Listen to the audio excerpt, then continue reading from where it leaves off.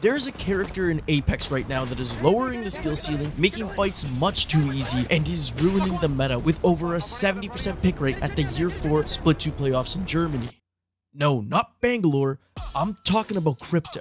Yeah, Crypto. That may be pretty confusing because Crypto's history in competitive Apex isn't very deep. There was one tournament in 2020 where he was dominantly used, but that didn't last very long. More recent, he was commonly used in the APAC North region, but that never caught on internationally. And there are specific players known for running Crypto comps, like Kashera, who did get third at an Apex LAN, but that was at the beginning of 2023. See, Crypto has always been overshadowed by better recon characters. Both Seer and Bloodhound had significantly better scan abilities. Even Fuse and Assault Legend had a better ability for seeing through walls. And these characters could all remain active in fights, whereas Crypto needed to be stationary to use any of his abilities. His most redeeming quality was that he could scan ring consoles from a distance and from a safe position. But when Apex introduced character classes in Season 16, they changed it so recon characters could only scan for player location, effectively nuking any viability that Crypto had. So what changed? That had every top Apex team, including SSG, the LAN champion, running this legend at the Split 2 playoffs in Germany.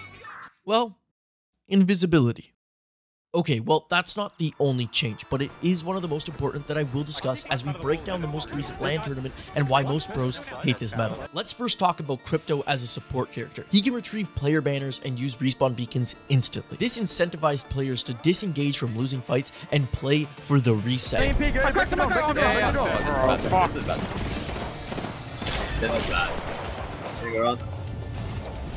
There were moments where Crypto players could hide, grab banner from a distance. Might be able to get banners from the rest of there. Yeah, all back bridge, all back on bridge. Nice. And then safely hit the revive. Nice. This ability is even better than the passive that support characters have, as they need a replicator to craft banners and then run the risk of sitting in the open while hitting the revive. It felt like a get out of jail free card, and I don't think any ability should encourage not giving your all in a fight. The door to the respawn coming in, and MT manages to save the day, and now it's just about converting great shots, ripping the heads off of those players behind the castle wall, and now from the skies, from the dropship, Guild will be your champion. Crypto also provides the value of a good assault or skirmisher character. See, at the highest level of Apex, the skill gap in mechanics is pretty small. Everyone's really good, so certain character abilities are used to provide a team an advantage in fights. Like how Horizon was meta for such a long time because her ultimate, combined with some arc stars and nades, could easily swing a fight in favor of one team. Even this was considered pretty low skill, but there is at least some thought required in where to throw the ultimate, and if opposing players could react fast enough, it could be broken before impacting a fight. A Crypto drone, however, just needs to fly into range and can hit through walls, so players can position the drone to ensure it doesn't get broken. The EMP will also destroy almost all placeable entities. With Watson being meta, it's the only way to quickly break all her fences and create an opening for an attack. Newcastle is the only defensive character whose ultimate wall doesn't get broken by an EMP. However, the EMP does remove the charge barrier that blocks grenades, allowing attackers to pressure Newcastle teams behind their walls like Guild does here to Gaming Gladiators. We're good. Nade him, if you have it, Batting, give me that flash if you die. Yeah. Give us Q, they have Q, look out. No. Warning us, picking us. Go. Coming up. I have no heals, Essentially, it's really easy, and there's no counterplay. The 50 damage to shields and stun create a free win for the attacking team. You can see this in Game 7 of the finals, a 25-point game for SSG to get the match point. First, they make a call to Crypto push the team in the armory and clear the low ground of this circle. Can we clear this? Yeah, if you want to go, I'm gonna go. Yes. I'm just taking gold home for the rest of the game. Pay EMPs, joining us. Yes. Do that. Ping. I'm starting. Left. Yeah. They have blues. Push. I'm getting on me. Yeah. Play the right side. Yeah, can we go? Yes, I'm coming. Yeah. Big no. Wait, big one. Big guy, rush it back. Nice. I'm gonna first. I got. No, man. I instantly died. Sure, both Zainu and Phony go down, but C9 never had a chance to react to Koi's flank, and he was able to clean them up without breaking much of a sweat. As soon as Phony gets his ultimate back, they do the exact same thing for the team that has to rotate from the high ground. Koiful again is able to get some pretty easy and uncontested kills. Ping. Yeah. Really good. 往前吧，啊，不行不行，这个盾没了。跟着我。 When you consider a team like SSG with Zainu and Koiful, or TSM with Verhulst and Zapdo, or Moist with Waltzy and Guild, all very skilled fraggers, it's game over. These are players capable of 2v3ing on any normal day. Swinging stunned enemies is just target practice for them. Again, the EMP is so strong for winning fights, it's not very competitive. But real quick, a thanks to our sponsor of this video, War Thunder. War Thunder is the most comprehensive vehicle combat game ever made. You can take command of over 2,500 vehicles, such as armored cars of the 1920s to the fighter jets of today, immersing yourself in the intense combat with realistic graphics and authentic sound effects while you're at the helm of the most powerful war machines in our time. One of the coolest parts of War Thunder is its sophisticated vehicle damage models. Every vehicle is modeled down to its individual components, all susceptible to damage or disabling from enemy fire, and different types of armor, shells, and missiles behave like their real-world counterparts. So click the link below and join a worldwide community of over 70 billion players in the epic PvP battle experience that is War Thunder. It's available now for free on PC, PlayStation, and Xbox, and using the link in the description or pinned in the comments, any new or returning accounts that haven't played in the last 6 months will receive the massive bonus pack that includes multiple premium vehicles, the exclusive vehicle decorator Eagle of Valor, 100,000 Silver Lions, and 7 days of premium account. Available on all platforms for a limited time, so don't miss out. Now, there's a chance you're thinking neither of these traits are new. Both the EMP interaction and the respawn interaction have essentially been a part of Crypto's kit since he entered the game. That's where invisibility enters. In Season 22, Respawn added off the grid to Crypto's level 1 perk tree, which allows Crypto to cloak himself when controlling his drone. It fixed Crypto's biggest issue, and that was his vulnerability. Crypto was a character that could only be effective when playing zone, but the invisibility allows him to be a great edge character. Here's the LAN-winning in-game leader Phony talking about the power of Crypto's invisibility. Him going invis is like the best thing ever. That's literally why he's like so strictly meta. I thought it was a lot more because of the information, the revivability, like getting the scan that's after amazing. the ult. Why the invis? I'm curious on that. That's just broken. It allows teams to reset anywhere they want. Literally middle of end zone, just get 5 points, 7 points. And no one's able to fucking see him. The amount of times that Guild was able to reset at LAN for the sole fact that fucking MT was going invis middle of zone, being able to grab both banners, and just someone either randomly popping a Moby or him popping a Moby like super far away, rezzing both of his teammates, and nobody's able to kill him because nobody's able to see him in the middle of zone is just ridiculous. Like that shit should just never happen. That just gives you free points. Crypto always had that fucking information at hand, but the moment he was able to go invis is when people really wanted to start playing him. From a distance, there was no way to know where Crypto would be. He does emit a sound if you're nearby, but with several ults going on, ambient noises, bombs, bullets, noticing the slight hum of an invisible Crypto is often difficult. And this actually led to some pretty funny rap plays, like when Madness was able to run to center zone and get Furia second place. If I just drop my armor and go middle zone. You could. That's fucking risky. Get res, I am. I'm good. I'm safe. No what bad. the fuck are you doing? I'm doing it. I'm doing it. I'm doing it. What is he doing? I'm doing it.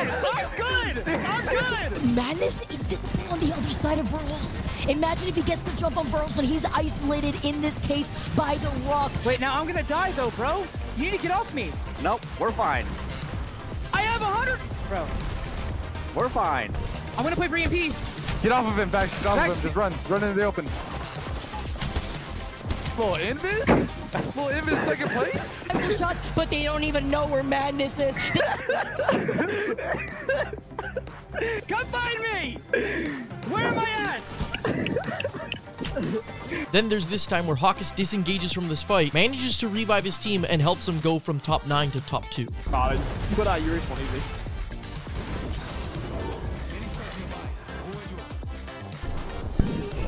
This shit is stupid. I'm literally center zone. Isn't there a wait, is there a respawn? Yeah, I had to put one. Yeah, he put one down. Oh. You guys are getting back in the game. Yeah. Back on the armor. I think it's time. Okay, we team do we fight? We come back to fight. Okay. Yeah, the right. I still fighting high. Okay. Yeah. It's all you guys though. I'm not leaving my goal. They're flying left, low ground. Okay. Can we go left end? It's all I'm selling one. Fuck. Okay. top 2! Yeah! Invis script now. Oh, find him. Alliance, just one alive to find. It's gonna be Hackett. Make sure we don't lose that. Yeah. Hawkes was able to sit invisible for a full 5 minutes. I got it, man. Oh, fuck me, bro. Fuck me. They don't have an EMP to actually scout out where this crypto is. That's brilliant. Oh my god, come on! Wait, someone I wanna go home! What is happening on my screen right now? I had a Zeke, bro. No! No! This fucking dumbest swing ever. Yeah, like dumbest swing ever. But while these were funny, it sometimes helped teams gain an extra 5 to 7 points, which is massive when you consider 1 point is often the difference between qualifying for the next round or not. Overall though, Crypto is a recon character. His main use case is to get information, and in a battle royale, information is the most valuable asset to a winning team. In Season 22, there were a few updates that gave Crypto the best abilities for macro level decisions and tracking enemies. A change to survey beacons indirectly buffed Crypto a lot. Respawn changed beacons from scanning enemies across the entire map and providing 200 evo to a scan radius of only 500 meters and providing 75 evo. To offset this nerf, however, they made beacons a 100% spawn rate at every POI. Since Crypto can hit beacons with his drone, this became extremely powerful as he could scan every beacon while rotating and continue to scan beacons while sitting in safe cover. In Game 8 of the Matchpoint Finals, Moist are able to hit 8 beacon scans on their way to the circle, and Timmy doesn't even have to get off the trident for them. Yeah, I pinged you on Barrett hasn't really moved. No? Shooting. Okay, men skin. That's kind of quick. Yeah. Yep, 1 second. This is team First, Carlos. team. Big kill. Get that men skin to me. Yep. I have no ultra cells. I can't hit. Where was it from? It was here, it was Echo.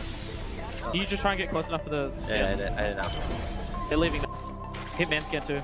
We need to like speed this up, we're a little bit slow. It's hard pulling. We don't. Look at this team real quick. Yeah. They're driving back. I'm trying to break it. They're going pylon. Kara back here, guild. Yeah, turning around. Yeah, they are trying to wrap. Can we wait, look at this team? it's free, it's Okay, let's go. Yeah. He even manages to get this 9th one late in the game that is close to 200 meters into the zone. Get ready to hit these guys. What's free? And this is a huge advantage at the pro level in late games when a lot of teams are going to be grouped up close together. There will most likely be one beacon close to the final 3 zones, allowing Crypto to find out where every team is positioned. The final Matchpoint game is a perfect example for how overpowered this is with Crypto's drone. Alliance is rotating pretty late from the edge into Skyhook. Skyhook zones are one of the hardest to break into as most buildings are going to be occupied by a team who got there early, and there's no way to know what buildings are free without hitting a player beacon scan. Alliance don't have an evac tower, making this rotate even harder. Wait, we don't have an evac, we're fucked. We need to go tunnel and take the fucking normal balloon. Okay, one team in front. They're going to be forced to take the jump tower inside the north tunnel, and the time from when a recon character can scan beacon and get to the jump tower would be long enough that the positions they want would likely be taken. But again, that's not the case with Crypto. Hackett is able to set up his drone and move over halfway down the tunnel. He waits for Unlucky to get ring information, hits the beacon, and saves his team 30 seconds to get to the balloon. What, mark it or this building? Mark it or this building? Yeah, okay. Yeah. Let's go, boys. Let's fucking go, lock in. Just find anything safe. I think we just slam at the fight. Yeah? There might be they're going away though. They're going away. Holding. Nice, get the fuck in. We're in a really good spot. Hold. Yeah. I'm surrendering now. Good rotate, boys. Fucking let's go. Then going into round 4, from their building, Hackett is able to hit another player beacon scan. Part of this allows him to get his team into a great endgame position. Yeah, okay. I got on my drone. Wait. Send it to stabilize here, okay? Can you pick this here? Send second floor. Okay. Which not only gets them second in this game, arguably would have won them the tournament if Hackett didn't die to a zipline glitch. No way. Tyler, come here. Hold. Next, when Crypto simply throws out his drone, a prompt in the kill feed will indicate if any teams are in a surrounding 200-meter radius, or in other terms, whatever is in your minimap. This is essentially like Bloodhound's Raven, but much better, as it can spot multiple teams and has no cooldown. This is a good example from Guild, who use it a lot to scout in the early game. One team in range. Oh, fuck. We have to try and I haven't seen one around me. I don't see Ecto. I'm holding up in front. I'm zooming up on waterfall. Trying to get to the buildings. Yeah. Unless they're like in their fucking trees, we can see out. Yeah. Yep. me, please. Zero spots in range. Man doesn't have ring console. And if that wasn't enough, satellite imagery on Crypto's level 2 perk tree has been updated. Crypto can now have his EMP scan any enemies that were successfully hit. Considering Crypto's EMP can do damage through walls, you no longer need a line of sight to scan an enemy for your team. And in some late game situations, EMPs are big enough to hit 3 to 5 teams. Again, with the skyhook ending in the final match point game, the buildings have multiple floors the teams can hold, and TSM's Crypto ult is able to hit all 13 remaining players. I'm EMPing this team, I'm EMPing this team! Look at map, look at them! There's so many teams! We gotta kill Riot! This is also huge for building up shield. That's roughly 650 evo that would be impossible with any other character. The dev note for these changes state Crypto's upgrades were looking pretty one-sided, so we've made changes at both tiers to rival the dominant choices with new options. The funny thing is, these became the dominant options, with satellite imagery having a 95% pick rate and off the grid having a 99.7% pick rate at the Split 2 playoffs LAN. And finally, when not using any of these other abilities, Crypto players can simply fly their drone around and see what teams are doing. I'm gonna try to figure out what's going on here. we could siege bottom if no one's bottom floor.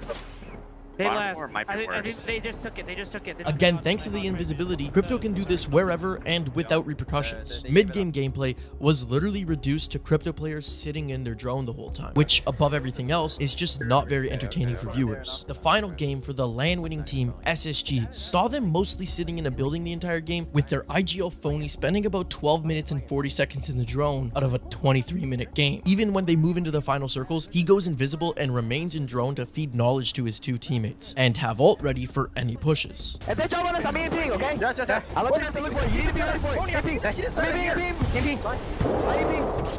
Good, I got I mean, we're not gonna act like sitting in a building majority of the game is new to Apex. Like, Wig, tell chat how you never used to want to fight anyone. But where once IGLs were required to peek out for knowledge or use audio cues and other intuition, the drone completely removes that. The biggest risk now is the drone being shot out when you need it to ult someone. Don't get your drone broken, bro. And even that isn't much of an issue. The problem with this is that it completely removes the skill gap and deep understanding of Apex that many players have developed over the years. Any guesswork about the macro decisions, such as what positions are free, how to rotate into late game, have been completely eliminated. The game was generally less competitive. Now, I don't want it to seem like I'm completely discrediting the teams and players that performed well at this tournament. SSG, the winning team, is comprised of Zainu, who is a former LAN champion, Koiful, who's arguably a top 5 to top 10 player when it comes to aim and fighting mechanics, and Phony was a top 5 LAN placing IGL. I also mentioned Alliance, who came 3rd overall, had a high chance to win, and they're one of 5 teams to win a LAN, having just won the Esports World Cup a month prior. They could have gone back to back. And most of all, the team that finished with the most points in finals was Gaming Gladiators, who doesn't even use Crypto. It's down to Lufka. Great Newcastle res though, and now you just gotta back up.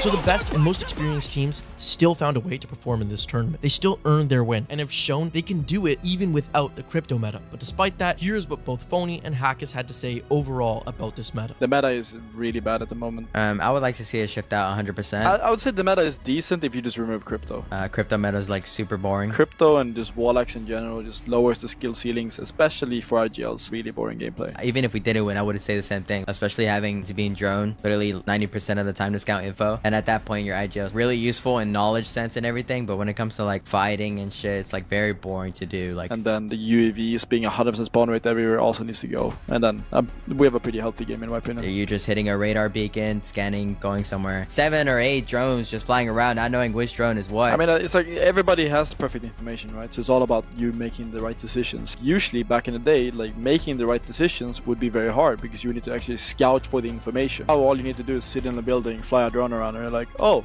we need to do this. You can see everything from like sky high, so all these rotations are basically just knowledge of what the Crypto is doing. The only difference in IGLs is if a confident IGL or like if you hesitate, because a lot of Crypto IGLs could hesitate where they have too much information. It kind of like overloads their brain. Of course, it's still challenging at the end of the day, not to knock it, but like you get so much info off of Crypto just sitting sky high. Making rotations isn't as challenging as it should be.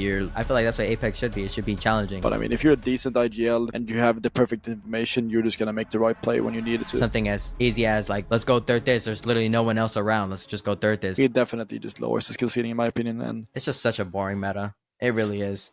So again, remember to download War Thunder using the link in the description, available on PC, PlayStation, and Xbox for free, and you'll get yourself the USA bonus pack, plus a 7-day premium account. And once again, thank you War Thunder for sponsoring this video.